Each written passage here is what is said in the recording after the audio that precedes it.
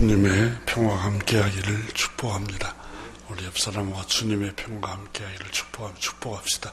주님의 평화가 함께하기를 축복합니다.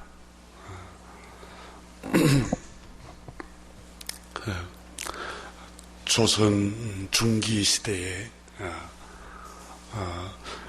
유금이라는 학자가 있었습니다. 이분은 천문학에도 조예가 깊었고 또 음악, 문학 탁월한 재능을 갖고 있었습니다. 근데 신분이 양반이 아니었기 때문에 관료로 높이 등용을 하지 못했습니다. 근데 이분은 삶을 깊이 통찰하는 글을 많이 읽고 시를 써서 지혜를 가지고 있었습니다. 그 시집에 말동구술이라는 책에서 다음과 같은 시를 썼는데 잠깐 소개합니다. 자무라는 사람과 자해라는 두 사람이 밖에 놀러 나갔다가 장님 비단 옷을 입고 있는 것을 보았다네. 아마 자무와 자해가 장님 한 분을 봤던 것 같아요. 눈이 안 보이는 장님 한 분을 보았는데 그 장님이 아주 고운 비단 옷을 입고 길에 있었던 것 같아요. 근데 이 두 사람이 이 장님이 비단 옷을 입고 있는 걸 보았는데 자해가 한숨을 쉬더랍니다. 휴 하고 한숨을 쉬며 이렇게 말했지. 저런 자기 몸에 걸치고도 있으면서도 비단 옷을 걸치고 있으면서도 제 눈으로 보지 못하다니 하고 탄식을 합니다. 그러니까 장님이 자기 옷에 비단 옷을 가족 중에 누가 입혔어도 그게 고운 옷인지 비단 옷인지 어떻게 알겠습니까? 그래서 자해가 한숨을 쉬었던 것 같습니다. 그러자 자모가 말했지. 비단 옷을 입고 컴컴한 밤길을 가는 사람과 비교하면 누가 나을까? 여러분 생각해 보세요. 캄캄한 오늘날처럼 전기가 없던 조선시대 때에 아주 달빛, 별빛도 없이 깜깜한 그 밤에 비단 옷을 입고 걸어가는 사람. 자기가 비단 옷을 입고 있는 집 색깔이 보이겠어요? 고운 게 보이겠어요? 다른 사람이 알아볼 수 있겠어요? 그러니까 이 자무가 그렇게 말했던 것입니다. 캄캄한 밤길을 비단 옷을 입고 걷는 사람과 장님이 비단 옷을 입고 가는 것과 이게 누가 더 옳다고 생각하고 누가 더 이렇게 밝게 또 볼 수 있다고 생각하는가 이렇게 서로 이렇게 투닥투닥 했던 것 같아요. 그랬을 때 마침내 두 사람은 창어 선생한테 찾아가서 물어보았다네. 선생님, 밤에 비단 옷을 입고 이렇게 걷는 장님하고 캄캄한 밤에 비단 옷을 입고 또 장님이 아닌 사람이 가는 것하고 낮에 비단 옷을 입고 간 장님하고 밤에 캄캄한 비단 옷을 입고 가는 사람하고 누가 더 똑똑한 겁니까? 이렇게 물었던 것 같습니다.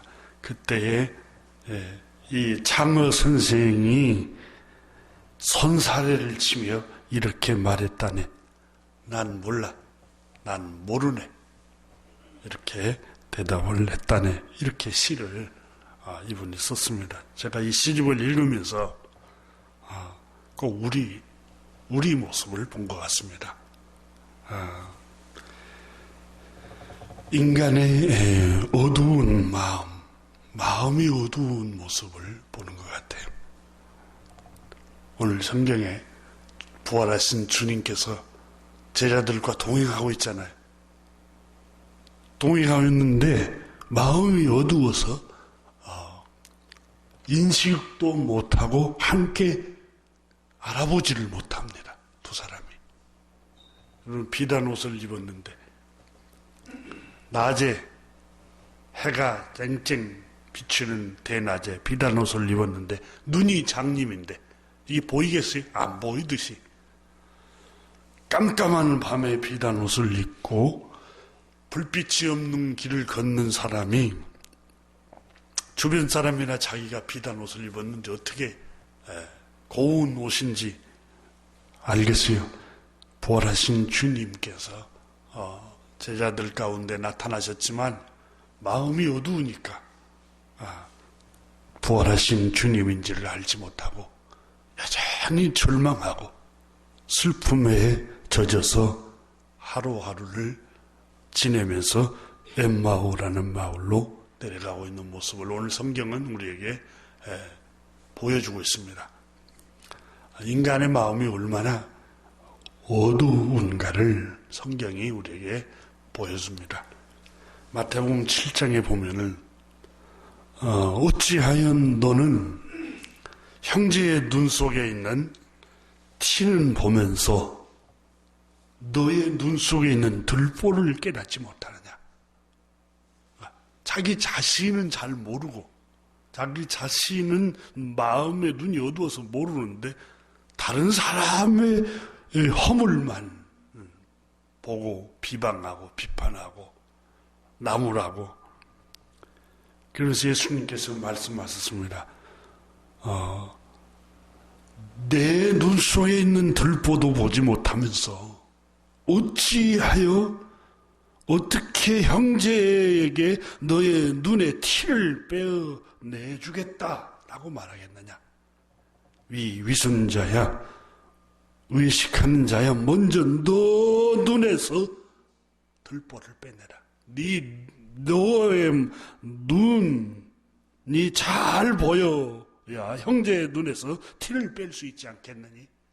다른 사람의 눈을 빼려고 하지 말고 네가 너를 잘 보이지 않는데 너의 안에 눈이 잘 보이도록 들보를 먼저 빼내고 네 눈이 밝아져야 다른 사람들도 밝게 할 수 있지 않겠느냐. 예수님께서 말씀하셨잖아요. 소경이 소경을 인도하면 둘 다 소경 구덩이로 빠진다고. 그러면 지도자가 눈이 어두우면 그 다른 백성들이 같이 어두운 곳으로 가게 되어 있습니다.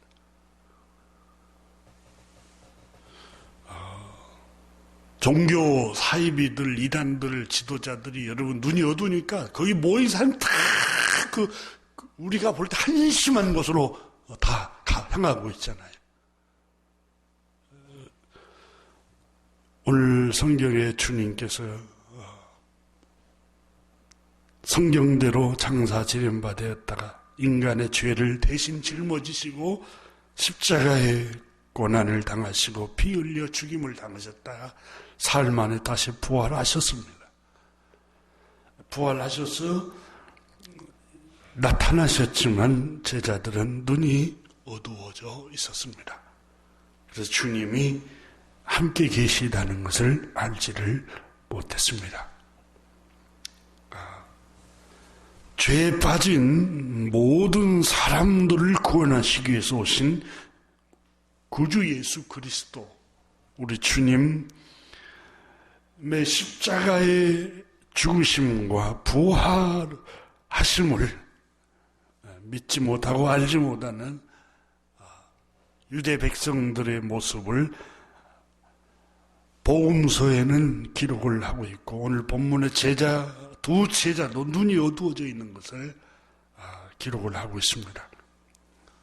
어쩌면 죄에 빠진 모든 사람의 영혼의 눈이 이렇게 어두워져 있는 것을 성경은 탄식을 했습니다. 요한복음 1장에서 사도 요한은 성령 하나님께서 인간의 눈이 어두워져 있는 걸 1절부터서 기록을 하고 있습니다. 요한복음 1장 1절에 보면 태초에 말씀이 계시니라. 이 말씀이 하나님과 함께 있었으니 이 말씀은 곧 하나님이시라.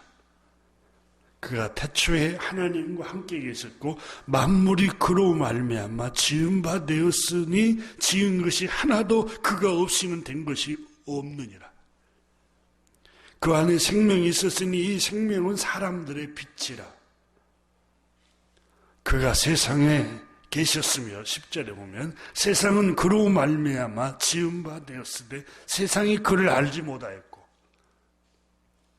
말씀으로 세상을 지으셨고 그 말씀은 하나님이셨고 그 말씀이 빛으로 이 세상에 인간의 육체를 입고 오셨습니다. 11절에 자기 땅에 자기가 창조한 그 땅에 오셨지만 자기 백성이 영접하지 아니하였습니다. 알아보지를 못했어요. 눈이 어두워서 귀신 들렸다, 바알세불 들렸다, 목수의 아들이다, 배운 것이 없다, 나사렛 출신이다, 이렇게 업신여기고 침을 뱉고 조롱하고 예수님을 채찍으로 내리치고 마침내는 잡아다가 십자가에 못 박아 죽여버리고 말았습니다. 그러나 영접하는 자, 곧 그 이름을 믿는 자들에게는 하나님 자녀가 되는 권세를 주셨습니다. 사도 요한이 그렇게 적고 있으면서 14절에서 말씀이 육신이 되어 우리 가운데 그분이 오셨습니다. 우리가 그 영광을 보니 하늘에 계신 전능하신 창조주 하나님 아버지의 아들 독생자의 영광이요 은혜와 진리가 충만하신 분이었습니다. 그러나 그분은 태초부터 계셨고 천지를 그 말씀으로 창조하신 말씀이신 하나님이 인간을 육체를 입고 오셨지만 세상은 그를 알지 못했습니다. 하고 사도 요한은 요한복음 1장에서 탄식을 맺습니다. 죄로 어두워진 인간의 마음은 심령이 장님과 같습니다. 너무너무 어둡습니다. 여러분, 예수 그리스도께서 세상에 오셨지만 영광의 하나님께서 인간의 육체를 입고 성경대로 오셨지만 인간은 죄로 너무 어두워져서 그분을 알아보지를 못했습니다. 죄의 장님에 대해서 알아보지를 못했어요. 너무 교만하니까 배운 것이 없다, 나사렛 출신이다, 이걸로 마음의 눈이 덮여가지고 영광의 주님인 줄을 모르는 거예요. 그러니까 사람이 너무 교만한 그 어두움으로 덮어 있으면 겸손하신 그분이 보이지를 않는 거예요. 그래서 성경은 우리에게 이렇게 눈이 어두워져 있는 모습을 고발하고 있습니다.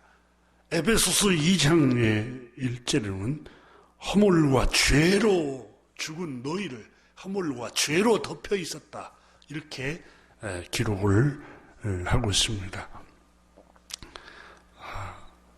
영광의 주님 예수 그리스도 말씀이 육신이 되어 오신 영광의 하나님을 마침내 유대인들은 눈이 가리워져서 십자가에 못 박아 죽이라고 외쳤고 십자가에 못 박아 잔인하게 죽여버리고 말았던 것입니다.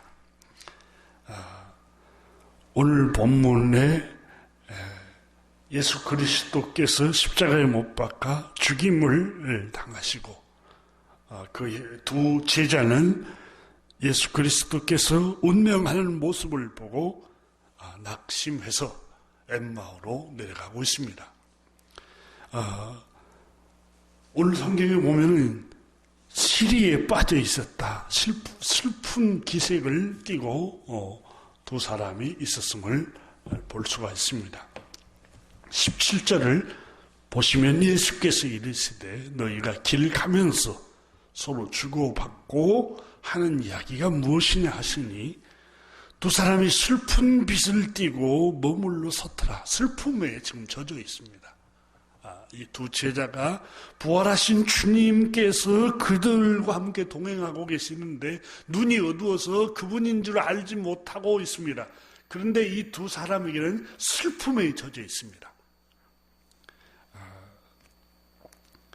그리고 엠마오라는 마을로 내려가고 있습니다. 이 두 사람은 주님을 따르던 제자였습니다. 주님께서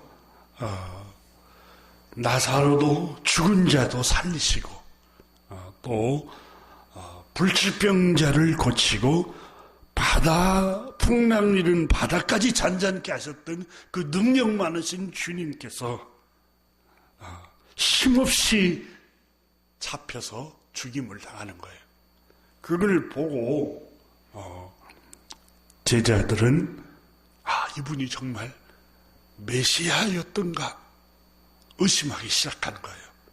왜냐하면 죽은 나사로를 살릴 때는 하나님께서 정말 보내신 분이구나. 이분이 뉘시기에 바람과 파도도 잔잔케 하시는가. 이분이 바로 하나님의 아들이구나 라고 했지만 십자가에 힘없이 못 박아 피 흘려 죽임을 당한 그 광경을 보고 두 제자는 절망에 빠지고 만 겁니다. 믿음이 흔들린 거예요. 예수님을 따르기 위해서 예루살렘에 올라와서 예수님을 3년간 쫓아다녔지만 예수 그리스도께서 십자가에 힘없이 못 박혀 죽임을 당한 후에 그 슬픔에 젖어서 엠마오로 내려가고 있다는 말은 이제 주님을 따르는 길을 포기했다는 거예요. 믿음이 흔들리고 이제는 자기 고향으로 내려가고 있었던 것입니다. 이 두 제자는 깊은 절망과 낙담에 빠져 있습니다. 희망을 잃어버렸습니다. 그분이 메시아인 줄 알았고 구세주 영광의 하나님의 아들이신 줄 알았는데 이렇게 힘없이 십자가에 잡혀서 죽임을 당하는 걸 보고 그들은 흔들리기 시작하는 겁니다. 근데 오늘 성경에 보면은 너무너무 자비로운 말씀이 기록이 되고 있는데 예수님께서 이 두 사람에게 함께 동행하고 계셨다는 사실입니다. 15절에 보면은 그들이 서로 이야기하며 문의할 때 예수께서 가까이 이르러 그들과 동행하시나. 얼마나 놀라운 말씀입니까? 주님께서 부활하셔서 이 여인들에게 나타내신 후에 흔들리고 믿음을 저버리고 슬픔과 절망에 빠져 있는 두 제자, 예수님을 따르는 것을 이제 그만두고 엠마오로 내려가고 있는 사람에게 주님께서 찾아가셔서 함께 동행하고 있다는 사실입니다. 주님은 자비로우신 하나님이십니다. 자기를 배신하고 이제 믿음을 포기해버리고 돌아서서 내려가 버리고 있는 이 사람들을 주님은 책망하지 않고 부활하신 주님께서 그들을 가까이 가셔서 동행하셨다라고 라고 15절에 말씀을 하고 있습니다. 함께 동행해 줬다는 겁니다. 얼마나 놀랍고 축복된 말씀인가를 본문이 우리에게 교훈하고 있는 말씀입니다. 그런데 두 제자는 두 사람이 슬픈 빛을 띄었다라고 17절에 기록을 하고 있는데 슬픔 때문에 부활하신 주님인 줄 알지를 못하고 있습니다. 이 사람은 감정이 너무 앞서면 이렇게 분별력을 잃어버립니다. 여러분, 격정적으로 감정이 올라오면 그때는 무슨 결정을 하지 않아야 됩니다. 그러니까 혈기가 올라오든 또 감정적으로 이렇게 업이 되든 이때는 여러분 눈이 어둡기가 쉽습니다. 여러분, 유혹도 감정이 올라와서 순간적으로 이게 화려하게 보이고 매혹적으로 보이잖아요. 그때의 행동을 하면은 길을 잃어버립니다. 그때 우리는 성경에 우리에게 교훈하고 있는 말씀 가운데 아주 중요한 말씀은 이렇게 감정적으로 이렇게 슬픔에 있고 낙담하고 절망에 있을 때는 무슨 결정을 하지 말아야 할 것을 성경은 우리에게 교훈하고 있습니다. 그리고 요 며칠 전에 되어진 일에 관해서 당신은 알지 못하느냐라고 18절에 이 두 제자가 말을 합니다. 그 한 사람이 글로바라는 자가 대답하여 이르되 당신이 예루살렘에 체류하면서도 요즘 거기서 된 일을 혼자만 알지 못하느냐라고 책망을 합니다. 부활하신 주님께 부활하신 예수 그리스도 영광의 주님인 줄 알지 못하고 자기 중에 내려가는 사람 중에 한 사람인 줄 알고 왜 당신은 그렇게 여러분은 슬픔 속에 이렇게 절망하고 있습니까? 라고 물으니까 당신은 요 며칠 전에 일어났던 사건을 알지 못하느냐. 이 성경 구절을 읽어보면 두 제자는 요 며칠 전에, 사흘 전에 십자가에 못 박혀 죽임을 당한 사건, 그 사건에서 헤어나지를 못하고 있습니다. 여러분, 사물을 너무 가까이서 이렇게 보면 이게 안 보입니다. 조금 떨어져 있었을 때 사물이 보이고 숲도 보이지 너무 가까이 있으면 사물이 잘 보이지 않습니다. 이와 같이 눈앞에 일어난 사건만 바라보면 마음의 눈이 어두워집니다. 여러분, 집에 너무 가족들끼리 옥신각신 싸우고 다투고 있으면 그게 전부, 감정이 전부인 줄 아는데 한 발 물러서 문을 열고 밖에 나와서 산책을 하다 보면 내가 왜 이랬지?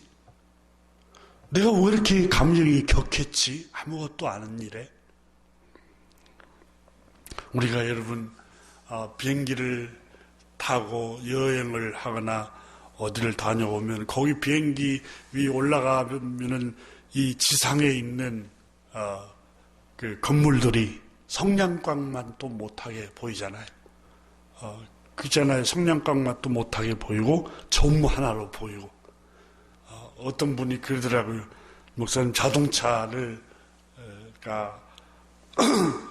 그 어떤 자동차를 탔느냐 이렇게 사람들이 관심이 있는데 비행기를 타고 멀리 이렇게 위로 올라가 보니까 저 위에서는 자동차가 무슨 개미만 또 못하게 보여. 그게 무슨 현대차인지 BMW인지 무슨 독일차인지 몰라요. 아무 의미가 없는 것 같아요. 거기 가까이 있는 사람들끼리의 관심사고.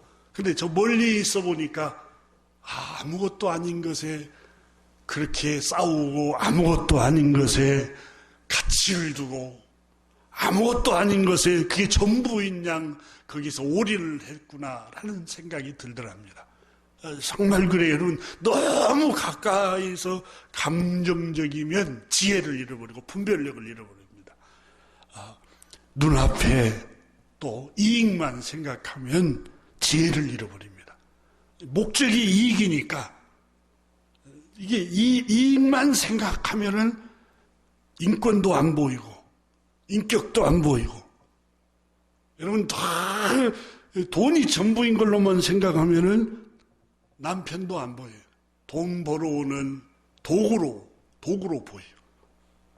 그리고 아내도 안 보여요. 집안일을 하는 도구로 보이고 아이들도 마찬가지예요. 내 아이들이 잘 되고 아이들이 출세해서 부모의 위신을 높여줘야 할 텐데 이렇게 도구로 보인단 말이에요.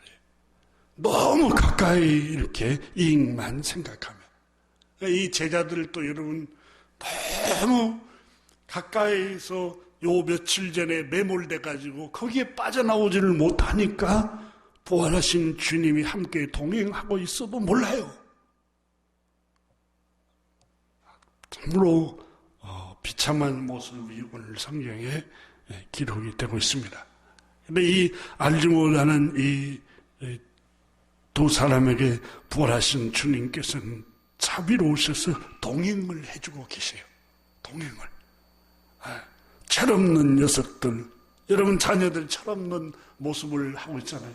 그럼에도 불구하고 부모님이 함께 해주고 함께 격려해주고 부모의 깊은 마음을 알지 못해도 부모가 같이 도와주고 함께 해주는 것, 이게 주님의 마음입니다. 이게 주님의 마음 아닙니까? 눈앞의 현실만 생각하면 여러분 지혜를 잃어버립니다. 눈앞의 현실만 생각하면 내가 해야 할 일도 잃어버리고 내가 왜 여기에 서 있는가도 잃어버려요. 나를 잃어버려요. 분명한 여러분 우리 주님께 소망을 두고 목표를 둘 때에 길을 잃어버리지 않으면 오늘 성경에 부활하신 주님이 두 제자와 함께 하고 계십니다.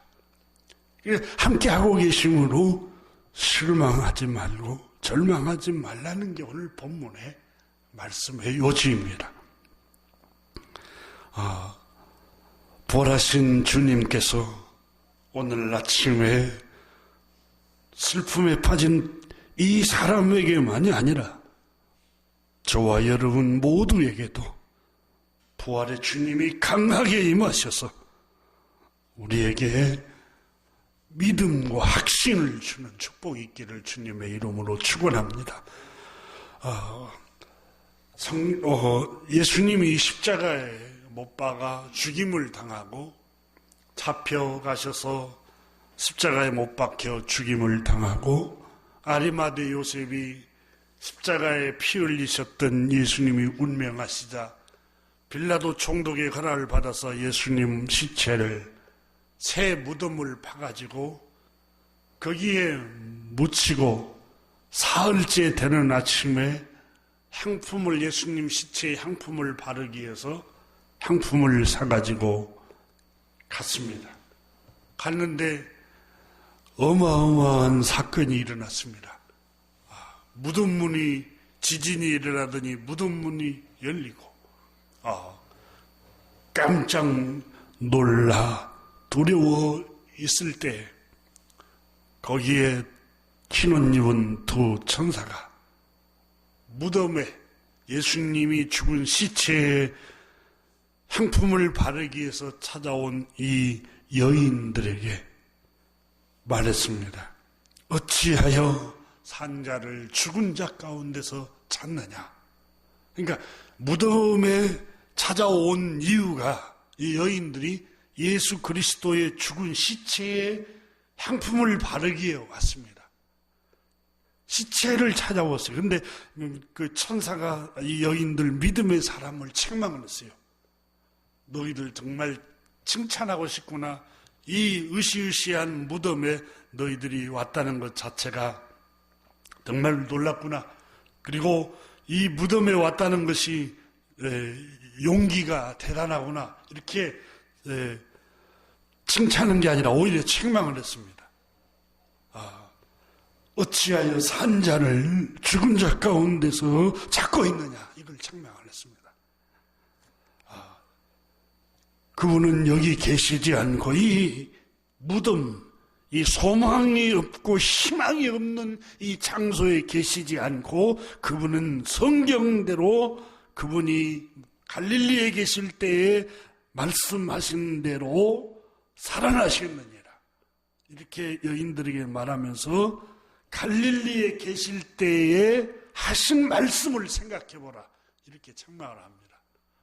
무덤의 절망 가운데 와 있는 이 여인들에게 예수님이 오셔서 천사가 와서 말하는 게 갈릴리에 계실 때에 하신 말씀을 생각해 보아라.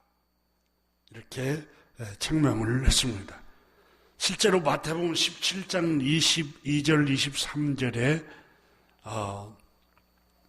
예수님께서 인자가 장차 사람들의 손에 넘겨져서 죽임을 당하고 제3일에 살아나야 하리라라고 가르쳤습니다. 그때 하신 말씀, 갈릴리에 계실 때에 너에게 하신 말씀을 생각해보라. 그러자 이 여인들은 깜짝 놀랐습니다. 여자들이 무서움과 큰 기품이 교차하고 있는 이 무덤 앞에 천사가 전해주는 말씀을 듣고 아차, 그때 정말 갈릴리에 계실 때에 인자가 사람들에게 넘겨서 죽임을 당하시고 사흘 만에 살아날 것이라고 말씀하셨지. 설마 했는데 정말 그 말씀대로 살아나셨구나라고 생각을 한 겁니다. 절망한 이 여인들에게 하나님의 천사가 전해준 말씀은 갈릴리에 계실 때 너희에게 하신 말씀을 생각해보라. 여러분, 우리가 실망하고 낙담하고 있을 때 하나님께서 하신 말씀을 생각해보라는 겁니다. 오늘 본문 말씀에 너무너무 귀한 말씀을 우리에게 주고 있습니다. 주님은 부활하셔서 두 제자와 함께 동행하고 계십니다. 13세기에 살다가 간 한 유명한 기독교 이탈리아의 시인 작가가 있습니다. 이 사람이 단테라는 사람입니다. 단테라는 사람이 그 유명한 신곡이라는 작품을 썼습니다. 그 신곡이라는 작품에 지옥에 관해서 썼는데, 지옥에 들어가는 입구 문이 지상에 있더라는 겁니다. 지상에 있는데 이 지옥에 들어가는 입구에 지상의 문에 있는데 그곳이 어떤 곳이냐면 단테가 길을 잃고 방황하면서 숲속에서 깊은 저지대에 황량하고 험한 벌판에 황량한 지옥문을 발견한 겁니다. 그리고 그는 그 단테를 그 신곡이라는 작품에서 지옥은 황폐해버리고 희망이 없이 절망으로 내려가고 소망이 없는 그것이 지옥으로 들어가는 문이다, 이렇게 표현했습니다. 지옥이 어떤 곳인가 하면 희망을 잃어버렸을 때 지옥이 시작이 된다는 거예요. 여러분, 기독교는 부활의 종교입니다. 부활의 희망이 없을 때 인간은 슬픔에서 젖어서 빠져나올 수가 없습니다.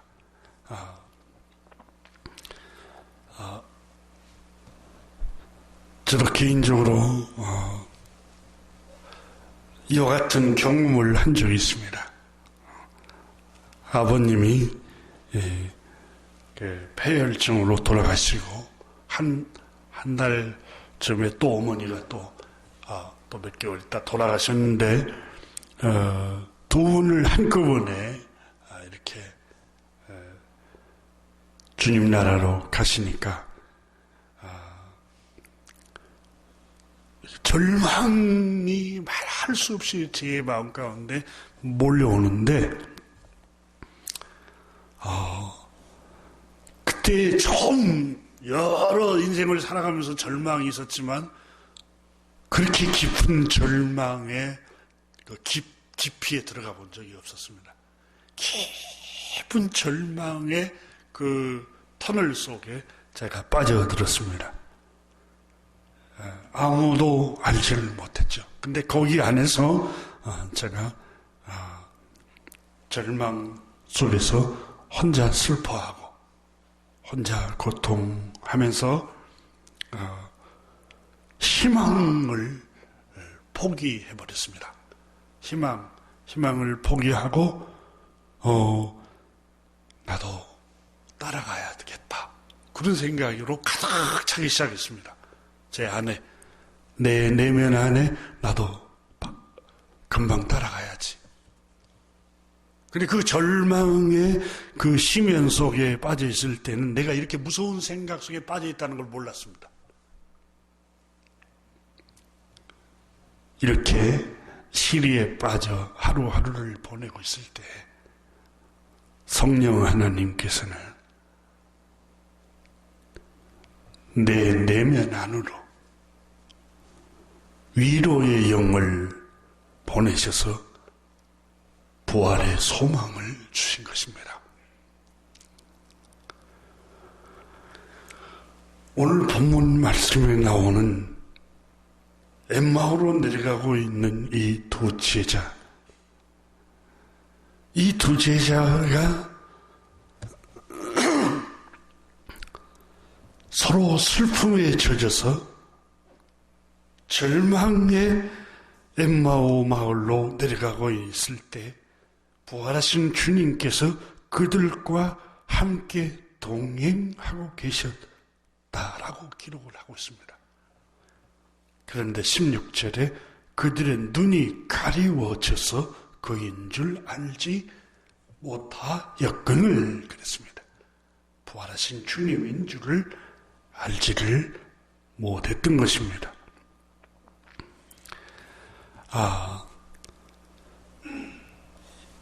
바로 그때 주님께서는 두 제자가 주님인 줄을 알지 못하고 있을 때 주님께서 말을 건넸습니다.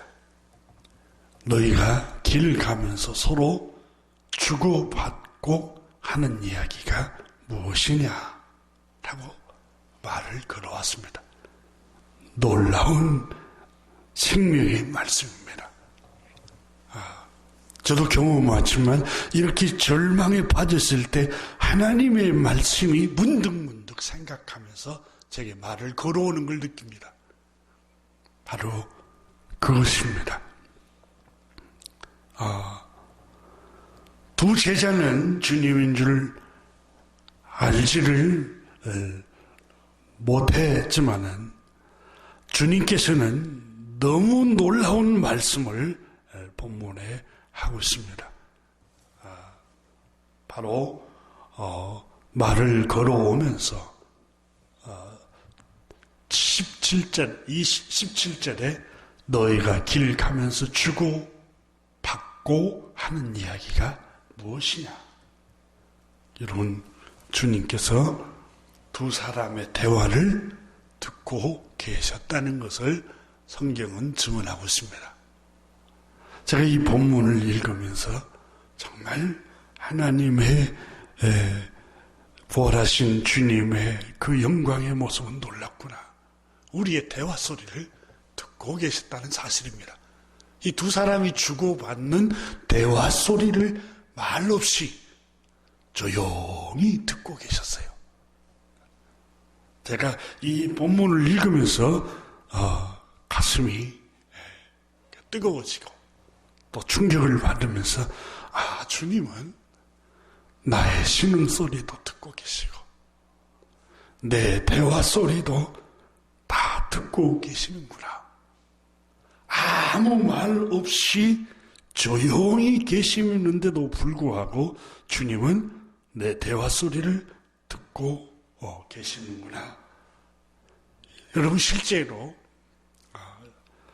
제가 이 원고를 쓰면서 창세기 18장에 나오는 사라가 천사가 와서 내년 이맘때에 너에게 아들이 있을 것이라고 아브라함에게 얘기할 때 사라가 속으로 웃고 18장 12절에 이르되 내가 노쇠하고 내 주인도 늙었으니 내게 무슨 즐거움이 있으리요. 13절에 여호와께서 아브라함에게 이르시되 사라가 왜 웃으며 이르기를 내가 늙었거늘 어떻게 아들을 낳으리요. 이렇게 독백을 하느냐. 너무너무 충격적인 말씀이 기록이 되고 있습니다. 이뿐만 아니라 민수기 14장 27절에 보면은 나를 원망하는 약한 회중에게 내가 어느 때까지 참으랴. 이스라엘 자손이 나를 향하여 원망하는 바 그 원망하는 말을 내가 들었노라. 내 삶을 두고 맹세하노니 너희 말이 내 귀에 들리는 대로 내가 너희에게 행할 것이다.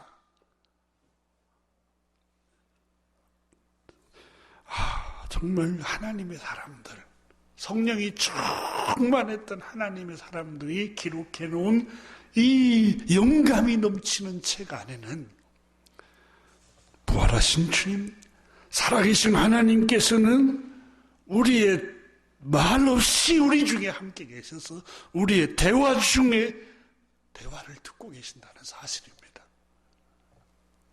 하나님께서는 더 부활하신 주님께서 너가 주고받고 하는 그 내용이 무엇이더냐 하고 말을 걸어오면서 그 두 사람이 하는 얘기를 다 듣고 계셨다는 사실입니다.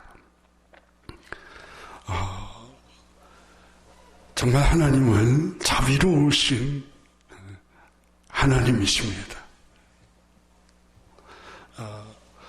너의 작은 신음에도 응답하시니 이 찬양 있잖아요. 정말 하나님은 우리의 작은 신음 소리도 듣고 계시고